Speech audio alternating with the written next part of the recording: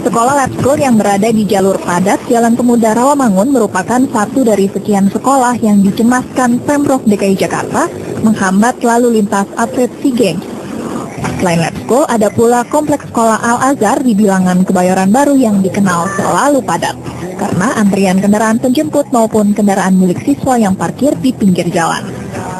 Semrawut dan sulit melintas, terutama pada jam masuk dan pulang sekolah. Untuk itulah pemerintah Jakarta meliburkan sekolah kecuali bagi siswa kelas akhir SD, SMP, SMA maupun SMK. Sekolah ini adalah salah satu sekolah yang lokasinya berdekatan dengan salah satu venue yang akan digunakan SEA Games bulan November mendatang, yakni Velodrome Rawamangun yang akan digunakan untuk pertandingan balap sepeda. Apakah wacana meliburkan siswa sekolah selama SEA Games yang akan berlangsung bulan November mendatang merupakan langkah yang tepat untuk mengatasi kemacetan di Jakarta? Kalau saya pribadi mungkin bisa dibilang setuju dan juga bisa dibilang nggak setuju.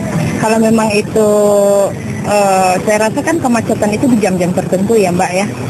Jadi saya rasa ya kalau diliburkan rugi ya kayaknya ya, karena anak-anak juga di rumah mereka mau apa gitu, karena memang ini kan mereka juga baru masuk sekolah gitu. Kami selaku pihak pelaksana teknis di sekolah, dalam hal ini guru, pada prinsipnya menunggu saja hasil keputusan bahwa dari Dinas Pendidikan Menengah Provinsi. Ketika itu memang diliburkan, kami hanya bisa menjalankan tugas sesuai dengan keputusan Dinas Pendidikan. Setuju. Ya, biar jalanan juga nggak macet Mbak. Jadi biar kita partisipasi juga buat merekanya. Soalnya kan tujuan dari diliburinnya itu kan sebenarnya biar kita ada partisipasinya gitu kan di sana. Terus kita juga enak lah kali-kali gitu. Hari libur SEA Games yang terkesan mendadak di menit terakhir itu yakni dari tanggal 14 sampai 18 November. Sehingga tidaklah benar jika siswa diliburkan selama SEA Games tetapi hanya 5 hari saja.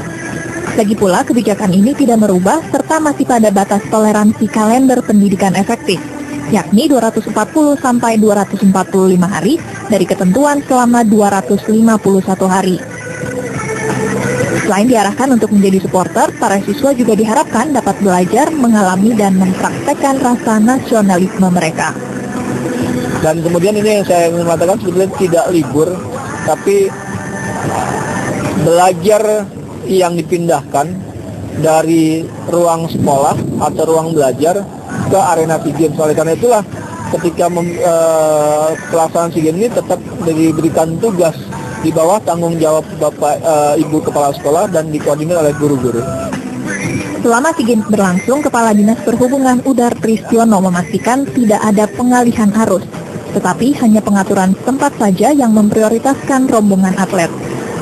Soal hari libur sekolah, menurutnya kebijakan tersebut cukup membantu mengurai kemacetan. Di samping itu, kalau dibilang mengurai kemacetan, ya tidak. Karena memang perjalanan anak sekolah itu juga tinggi, cukup tinggi, hampir 20-30%.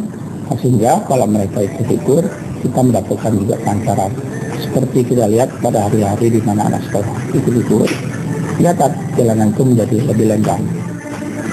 Tidak terasa 2 pekan lagi, tepatnya mulai tanggal 11 hingga 22 November, Pesta Olahraga se-Asia Tenggara ke-26 akan dibuka.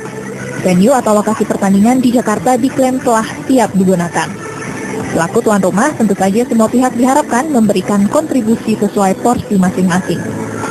Yezidil Ofisa dan Ferdi Putra Pratama melaporkan dari Jakarta.